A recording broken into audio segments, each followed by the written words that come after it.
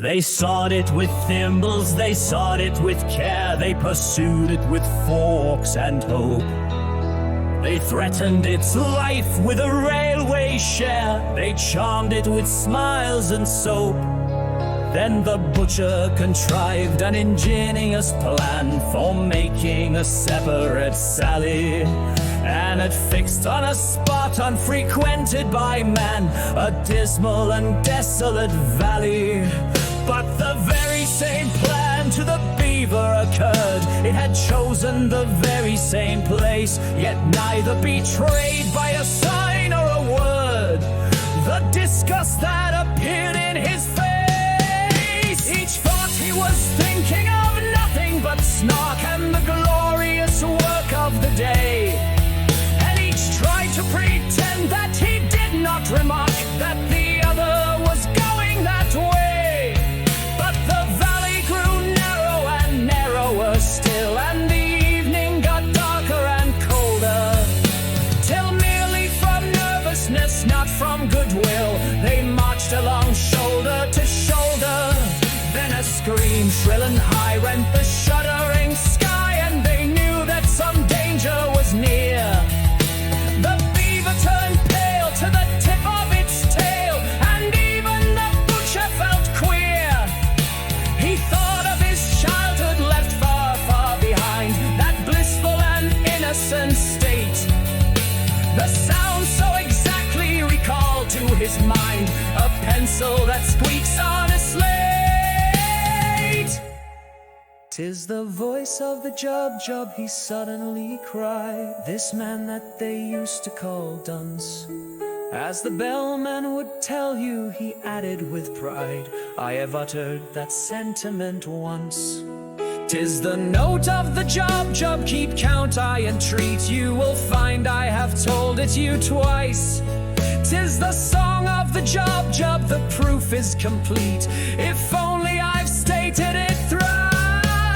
The beaver had counted with scrupulous care, attending to every word, but it fairly lost heart and outgrabe in despair when the third repetition occurred. It felt that in spite of all possible pains, it had somehow contrived to lose count, and the only thing now was to rack its poor brains by reckoning up the amount. To add it to one if that could but be done, it said with one's fingers and thumbs, recollecting with tears how in earlier years it had taken no pains with its sums. The thing can be done, said the butcher, I think. The thing must be done, I am sure. The thing shall be done, bring me paper and ink, the best there is time to procure. The beaver brought paper, portfolio, pens, and ink in unfailing supplies, while strange creepy creatures came out of their dens and watched them with wondering eyes.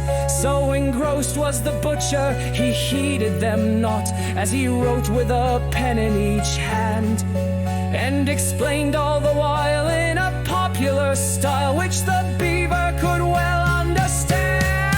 Taking 3 as the subject to reason about, a convenient number to state, we add 7 and 10 and then multiply out by 1,000, diminish by 8.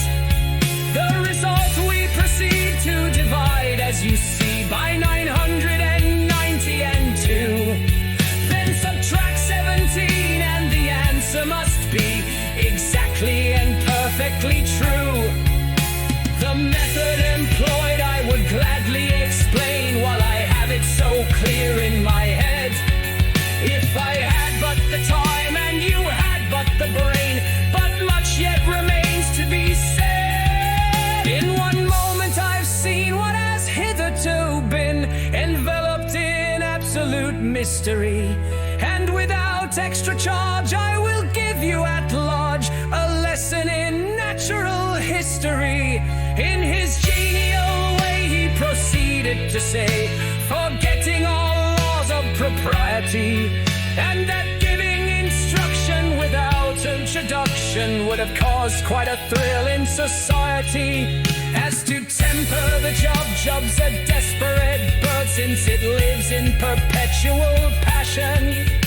Its taste in costume is entirely absurd. It is ages ahead of the fashion, but it knows any friend it has met once before. It never will look at a bride, and in charity meetings it stands at the door and collects, though it does not subscribe. Its flavor when cooked is more exquisite far than mutton or oysters or eggs. Some think it keeps best in an ivory jar, and some in mahogany kegs. You boil it in sawdust, you salt it in glue, you condense it with locusts and tape, still keeping one principal object in view to preserve its symmetrical shape. The butcher would gladly have talked till next day, but he felt that the lesson must end, and he wept with delight in attempting to say he considered the beaver his friend, while the beaver confessed with affectionate looks, more eloquent even than tears. It had learned in 10 minutes far more than all books would have taught it in 70 years.